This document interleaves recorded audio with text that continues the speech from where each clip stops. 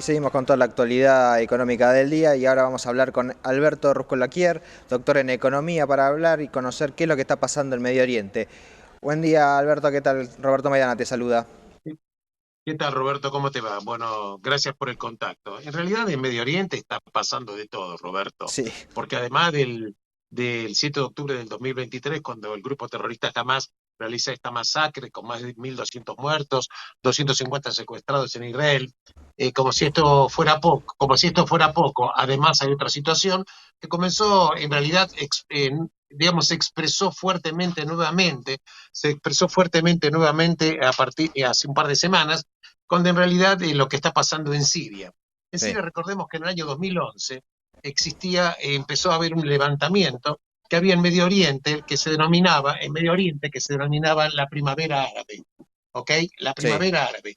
Esta Primavera Árabe implicó que, bueno, había deseos de cambios, deseos de eventualmente algunos de democratización, pero finalmente en Siria terminó con una apetencia de los ciudadanos que no fue correspondida por al-Assad, que es el presidente de Siria, que sigue siendo el presidente de Siria, que es el continuador de su padre, que era Hafez al-Assad, un asesino total, y la Ujú. verdad que Bashar al-Assad, que es el hijo que preside Siria, la verdad que también es un dictador absoluto y totalmente, que tiene el apoyo, por supuesto, de Rusia.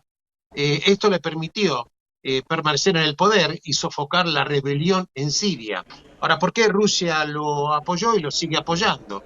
Bueno, entre otras cosas, fundamentalmente Rusia quiso hacer y tiene una base muy importante en Medio Oriente y se dio cuenta que Siria era una de las pilares para estar también presente en Medio Oriente. Habida cuenta que incluso Estados Unidos de Norteamérica se estaba de a poco retirando de Medio Oriente desde el punto de vista de que, entre otras cosas, ya Estados Unidos no era dependiente del petróleo, porque Estados Unidos es el país que mayor cantidad de barriles de petróleo produce por día, la gente esto no lo sabe. Sí, Un poco de esta debilidad y un poco de apartamiento de Estados Unidos del Medio Oriente, recordemos que incluso el gobierno de Biden se retiró en su momento también de Afganistán, y esto provocó que el talibán, estos extremistas, se hicieran cargo también del país. En pocas palabras, cuando Israel lucha, entre otras cosas, por supuesto contra Hamas en la franja de Gaza, pero lucha contra Hezbollah, que es la milicia terrorista chiita apoyada por Irán, en el Líbano, que están ahí en el Líbano, la verdad que los rebeldes sirios que están en contra del Hezbollah y en contra de Al-Assad vieron una oportunidad, habida cuenta del debilitamiento que estaba teniendo Hezbollah militarmente hablando, para retomar la ofensiva.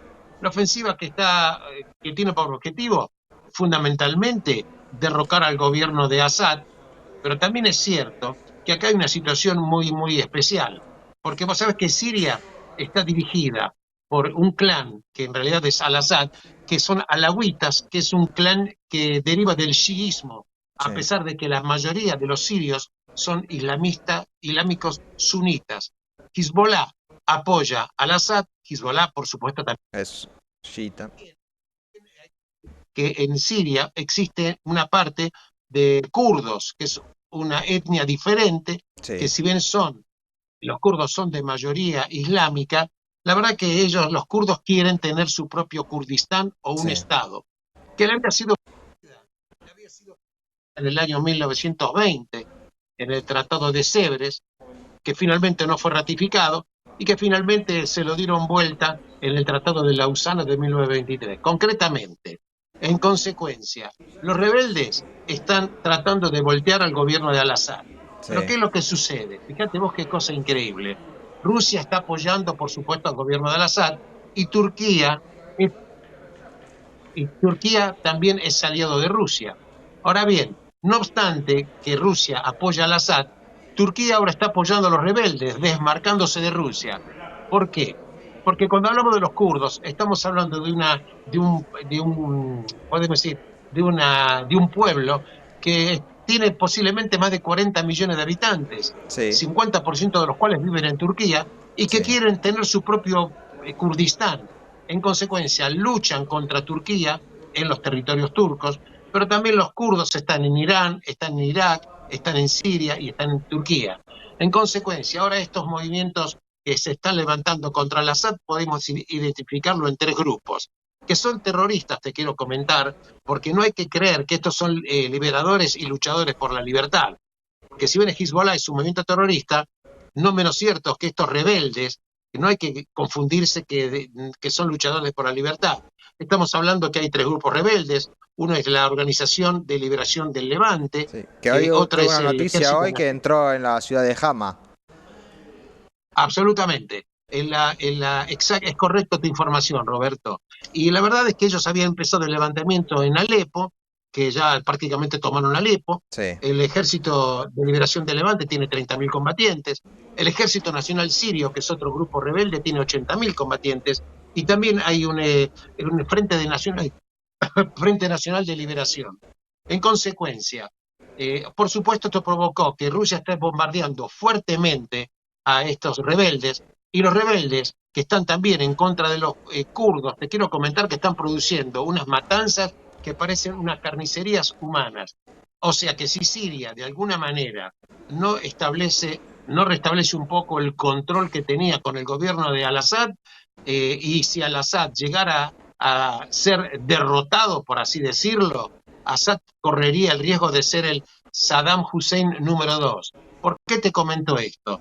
Porque cuando Saddam Hussein gobernaba en su momento Irak, que Sí. por supuesto era un dictador, por supuesto era un asesino, cuando él cae, ¿en qué quedó convertido Irak? En un país que prácticamente fallido totalmente, capturado por milicias islámicas chiitas, terroristas y asesinos. El riesgo que Siria se llegue a despedazar y eventualmente se descuartice en territorios diferentes, con diferentes rebeldes de cualquier tipo de naturaleza, Siria correría el riesgo de ser prácticamente también un Estado fallido.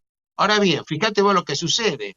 Irán, por supuesto que apoya a Hezbollah, y a Hezbollah apoya al régimen de Al-Assad, dijo que va a mandar ejército para apoyar a las fuerzas de Al-Assad.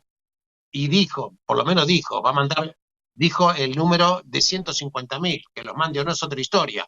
Sí. Ahora esto provoca qué cosa? Que Israel, como ya tiene un enfrentamiento con Hezbollah, si eventualmente llegara a haber envío de tropas de Irán para posicionarse en Siria, Israel lo vería como un puesto de avanzada para eventualmente invadir desde Siria también el territorio de Israel. Y esto Israel dijo que esto sería un punto de corte. En consecuencia, Israel hasta ahora está mirando con observación pasiva qué es lo que está sucediendo, pero siempre muy atentamente a que esto no se desmadre y que eventualmente un Siria dominado con tropas también iraníes que lleguen a reforzar al Assad no se constituyan en un ejército eventualmente de invasión a Israel proveniendo desde Siria. Sí, El y además panorama, también hay que ver Roberto, qué pasa más complejo con, no puede existir. por supuesto, y además un posible nuevo conflicto de Israel pone los ojos también en Estados Unidos con un Trump que a partir de enero va a asumir y que ya dijo que la libertad de los israelitas dependía mucho de él, con lo cual